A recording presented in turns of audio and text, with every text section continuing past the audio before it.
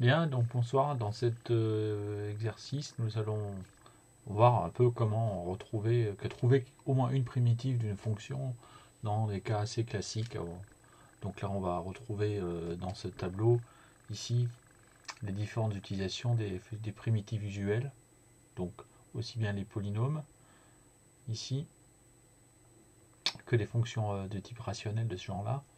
Donc 1 sur x puissance n. Alors des fois, j'ai un peu cherché une deuxième démarche possible en écrivant que 1 sur x puissance n, c'est x puissance moins n, et donc appliquer la formule qui précède, car dans un précédent cours, j'avais justifié que, en fait, la formule qui est en ligne 2 ici est également valable pour un entier relatif différent de moins 1. Donc là, on ne se privera pas si c'est le cas. Ensuite, vous retrouvez les primitives usuelles de la fonction inverse avec le logarithme népérien sur l'intervalle 0 plus l'infini. Donc, sachant qu'on peut ajouter n'importe quelle constante toujours. Une primitive de la fonction inverse de la racine carrée, primitive de l'exponentielle, et à droite le tableau que j'utiliserai lorsqu'on aura de la composition d'une fonction connue, comme l'exponentielle avec u, ou comme la racine carrée avec u, ou éventuellement une puissance de u. D'accord? Donc, si nécessaire, on exploitera ça. Voilà. Donc là, je supprime ça, et on va s'intéresser à donc une série de, ici, 7 fonctions dont on va chercher une primitive. Je ne m'intéresse pas à toutes les primitives, donc je ne serai pas obligé de rajouter une constante. Je vais donc prendre la première primitive que je vais trouver.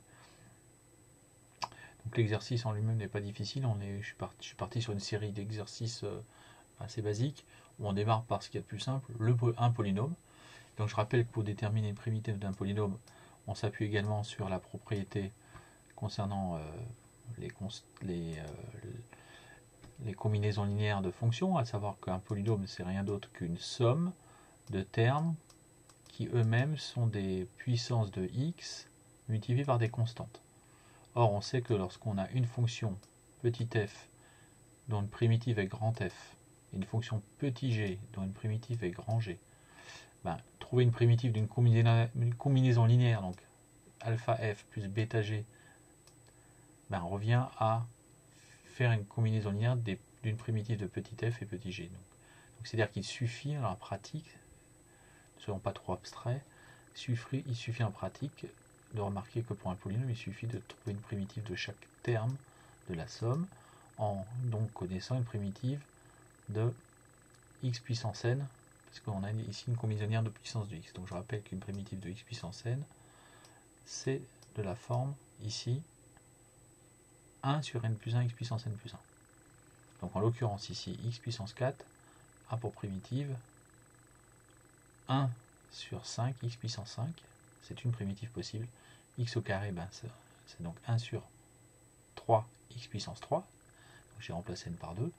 Et x, de la même manière, en appliquant ça avec puissance 1, c'est fait 1 sur 2 x au carré. Voilà, donc j'ai tout simplement appliqué cette démarche ici. Voilà, suite à mes petites remarques. Alors je vais vous laisser les formules sous les yeux que vous souhaitez peut-être voir. Je vais les réduire un petit peu.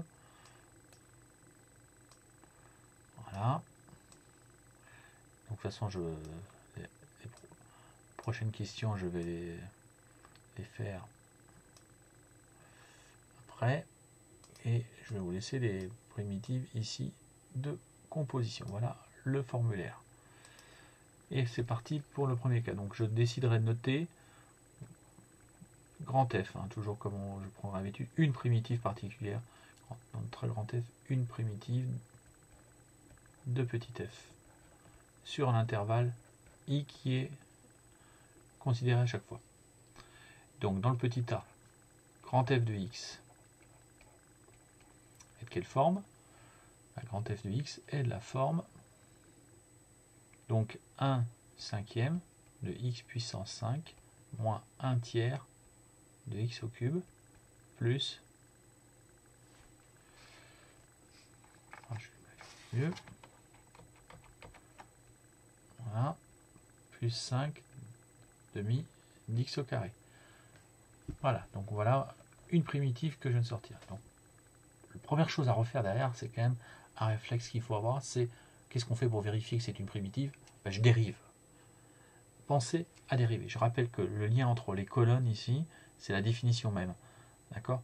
Le lien entre ces deux colonnes-là, c'est la dérivation. D'accord? Donc ici, on dérive.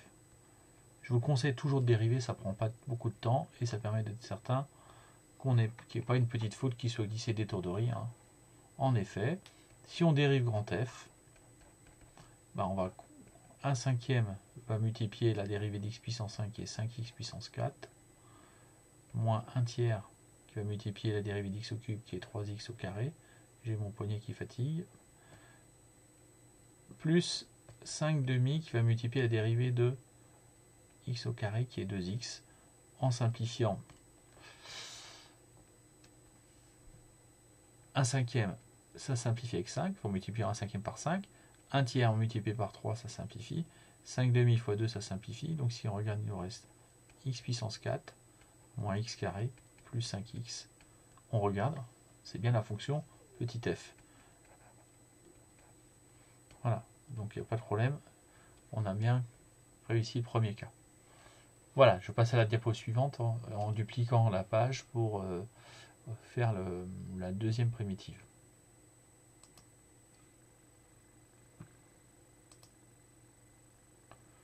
Il ne l'a pas dupliqué.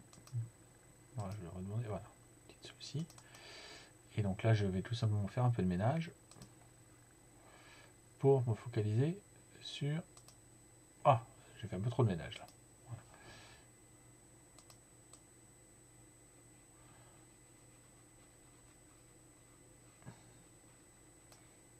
Pour le deuxième cas, bon, je vais changer de couleur parce que le rouge me fatigue. Petit b. Même principe, je mets le grand F, une primitive de petit f. Donc on peut observer qu'il y a 5 multiplié exponentielle de x, donc il suffit de trouver une primitive d'exponentielle de x qu'on va multiplier par 5. Donc là c'est très simple, parce que tout simplement l'exponentielle est sa propre dérivée. Donc une primitive d'exponentielle de x, c'est tout simplement exponentielle de x. Donc il suffit de remarquer qu'on va prendre 5 fois exponentielle de x, et c'est tout. En effet, la vérification est immédiate. Hein. La dérivée, ça nous fait 5 exponentielle de x qui égale x. Ah oui, on aime l'exponentielle. Hein. Ça, il n'y a pas de souci. Le petit c, ah, il y a encore une exponentielle, donc on peut se dire, ah bah oui, ça va être exponentielle de 4x. Attention, attention, ici c'est de la composition. Donc il y a un u dans l'exponentielle. Donc si on se contentait de dire qu'on pose grand f de x égale à exponentielle de 4x, en dérivant, c'est là, ici, si on dérive, tout l'intérêt de dériver vous permettre de détecter cette erreur-là. Si vous dérivez ça, et que vous avez ici la dérivée de l'exponentielle de u, ben c'est u' exponentielle de u, je rappelle hein, dans les formules de dérivation. Et donc ça nous ferait 4 exponentielle de 4x. Car u de x, c'est 4x, et la dérivée de u, c'est 4. Donc vous pouvez constater que ce n'est pas f de x. Donc ça c'est faux. Mais en même temps, le chemin vers la vérité, ça passe par un errement, par les erreurs. Donc quelque part, il suffit de se dire que ce qu'on a fait là n'est pas complètement inintéressant, étant donné qu'on peut dire qu'on a presque trouvé f. Regardez. Là, on a exponentielle 4x, mais là, on a un fois 4. Or, la dérivation étant linéaire, c'est-à-dire que si on fait la dérivée de KU, c'est KU'. Donc ici, il suffirait de se débarrasser du 4 par une multiplication par une constante. Donc par quoi peut-on multiplier par 4 ? Par un quart, l'inverse de 4. Et donc là, on pourrait se dire, on pose grand f de x égale à 1 quart de l'exponentielle de 4x.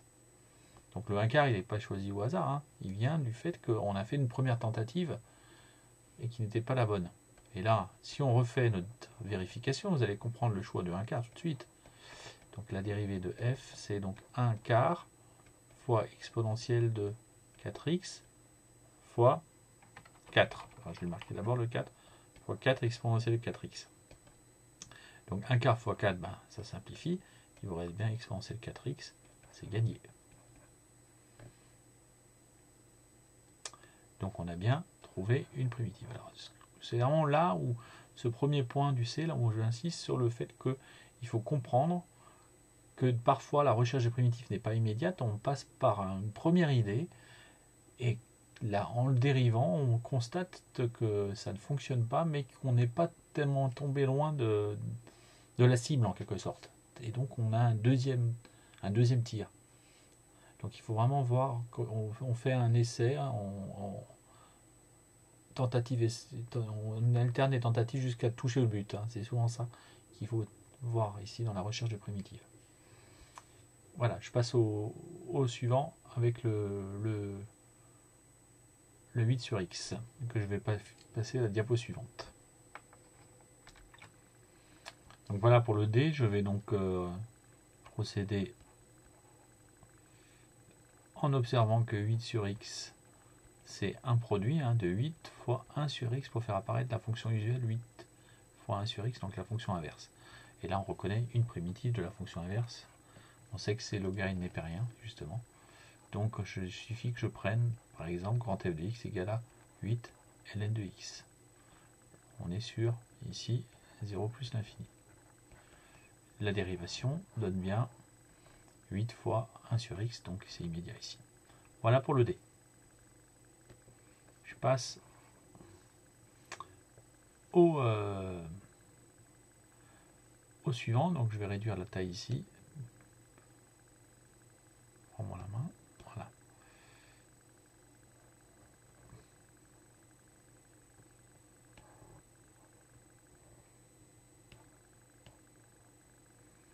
Voilà, donc on va faire un peu de place. Le E. Alors, quand on observe le E, de quelle forme est-il? Donc, on est de la forme 1 sur racine carrée de 2x plus 6. Donc là, c'est plus difficile à voir. Est-ce que c'est une fonction usuelle qui intervient?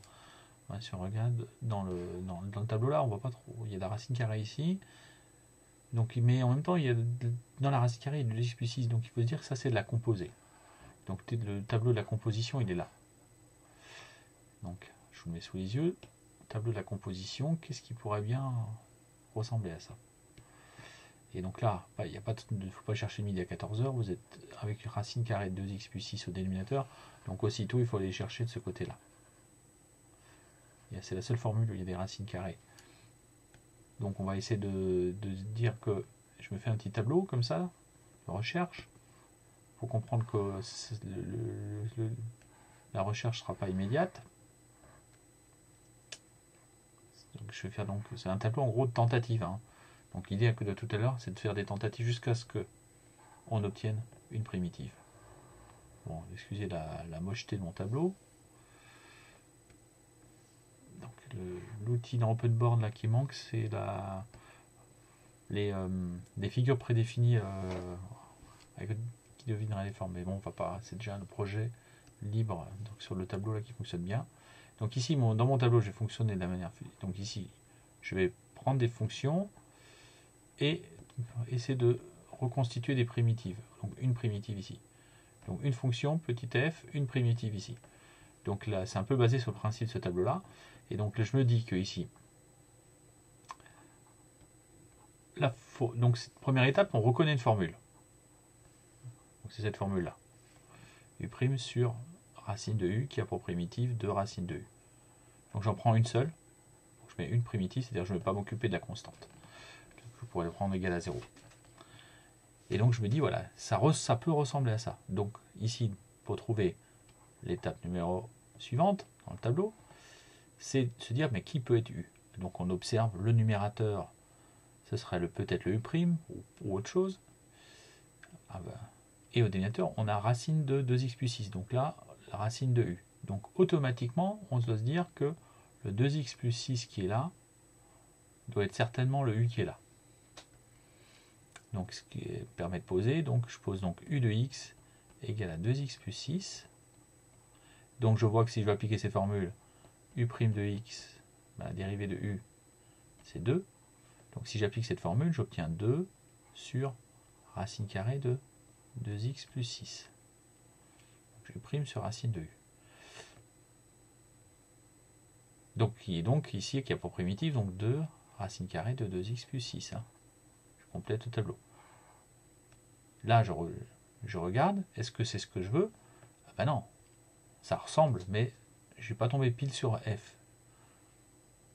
Donc Donc moi je veux ici 1 sur racine carrée de 2x plus 6. Et donc je me dis, qu'est-ce que je fais pour... Il y a un lien entre là et là. Ben, ce lien, si on l'observe, ben, on peut multiplier 2 par 1 demi. Donc or, c'est possible de... Ici, faire ça, c'est d'une constante multiplicative. Là, c'est d'une constante.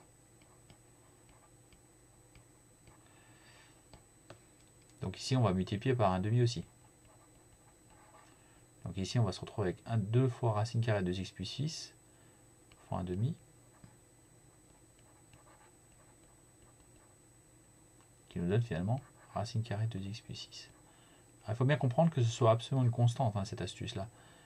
Parce que si je rappelle le lien entre la colonne de droite et la colonne de gauche, c'est qu'il faut dériver pour vérifier. Or, pourquoi ça marche avec une constante? Ben justement, quand la dérivée de KU, c'est KU', hein, la dérivée d'un produit par une constante. Et donc c'est pour ça que la constante va rester. Donc quoi qu'il en soit, donc, on a trouvé une primitive. Grand f de x égale à racine carrée de 2x plus 6. Voilà. Sur l'intervalle moins 3 plus l'infini. Et là, comme toujours, j'insiste, il faut vérifier. Vous n'êtes pas à l'abri d'une faute stupide ici. Comme toutes les fautes d'ailleurs. Sont souvent stupides. Donc la dérivée de grand F, c'est de la forme U' sur 2 racines de U. Hein. Là, je rappelle que la dérivée de racine de U, c'est U' sur 2 racines de U. Ça, c'est la dérivée des formes de dérivée de la composée de la racine carrée qui a une fonction U dérivable strictement positive. Donc si je dérive grand F, la dérivée de U, qui est donc 2x plus 6, a pour dérivée 2, donc on se retrouve avec 2 sur 2 fois la racine carrée de 2x plus 6, et vous constatez que le 2 simplifie, il vous reste un 1, et donc ça me donne bien f de x. Donc la vérification peut être très rapide, mais très utile toujours. Voilà, donc on arrive presque au terme ici. Donc je vais aborder les deux derniers, me semble-t-il qu'il en reste 2. C'est le reparti pour les deux derniers. Donc petit f de x égale à 4 sur x plus 3. Donc ici, si on veut observer ça, c'est un quotient. Donc c'est un quotient qui n'est pas directement avec une fonction usuelle dans le sens où vous avez le dénominateur x plus 3 qui est composé. Donc on peut se dire que ça va être une des formules de composition ici, hein, toujours le tableau de composition, où on a deux fonctions qui sont ici composées avec une fonction usuelle comme l'exponentielle, les puissances, ici les quotients et les racines. Donc si on observe le petit f de x ici, il faut remarquer que 4 sur x plus 3 c'est un quotient. Alors toujours se poser la question, est-ce que c'est donc ce type-là ou ce type-là? C'est des points d'interrogation qui la question qu'il faut poser. Donc la dernière, je l'élimine. Cette possibilité-là, je la barre parce qu'on n'a pas de racine carrée. Et donc il me reste deux options, U' sur U puissance n et U' sur U. Mais je rappelle qu'U' sur U puissance n, c'est lorsque n est plus grand que 2. Or ici, on a x plus 3 sans rien. Donc on veut dire c'est peut-être là, donc, plutôt U' sur U. Donc, petit tableau tout à l'heure.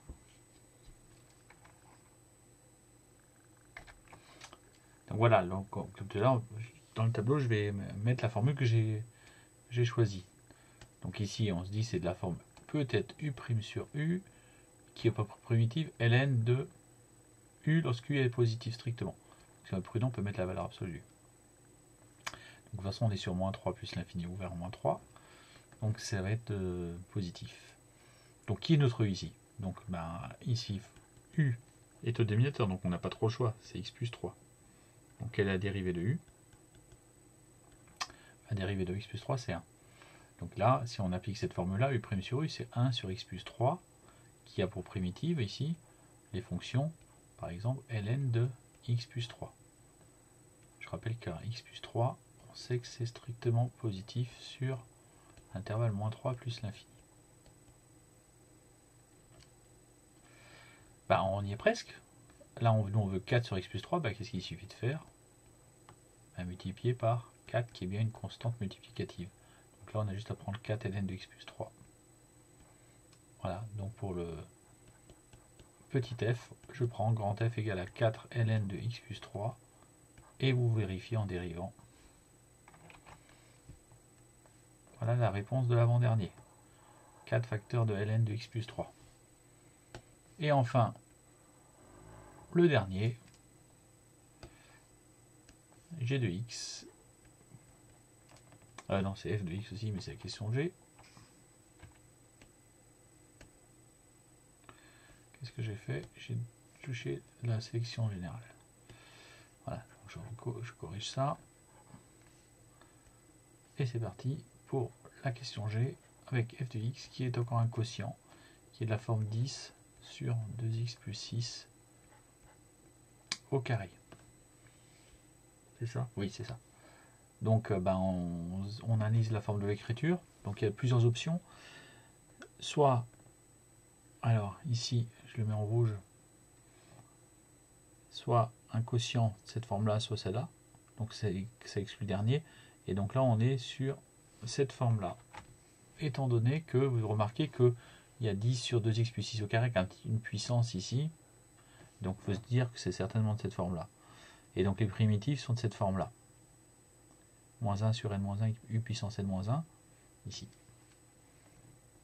Donc le tableau qui est là, je n'ai plus qu'à le réexploiter de la même manière.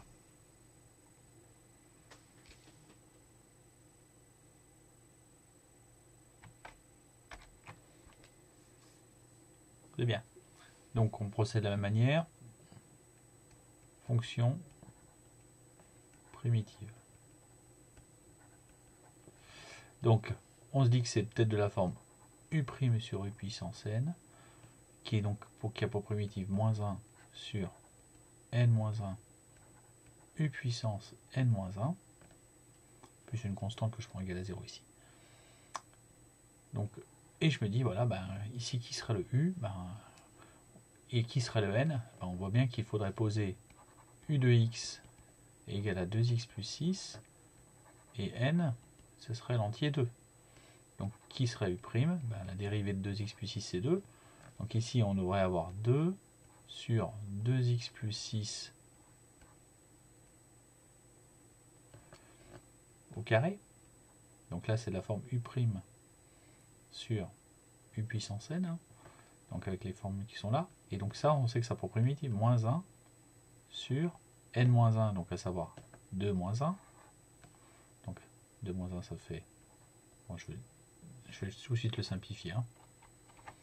Donc à savoir 1, facteur de u, donc 2x plus 6, puissance 1. Donc là, en simplifiant, on voit que il nous faudrait avoir 10 sur 2x plus 5, 2x plus 6 au carré. Donc on voit bien, pour passer de là à là, qu'on multiplie par tout simplement 5. 2 fois 5, 10. Donc là, on va avoir moins 5 sur 2x plus 6 puissance 1. Et bien sûr, ça, on va l'écrire. Donc, en simplifiant, on pose donc grand f de x égale à moins 5 sur finalement 2x plus 6. Voilà, notre candidat. Et vous vérifiez, en effet, donc le mieux c'est quand même de vérifier, parce que si vous avez fait une faute, notamment ici, de calcul ou de raisonnement sur les constantes, attention, on dérive grand f.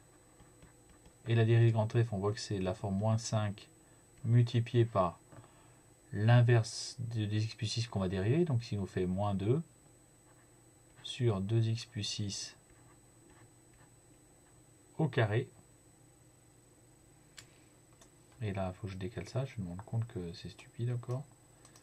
Donc là, je vais fermer ça. Et je vais décaler ma petite tête.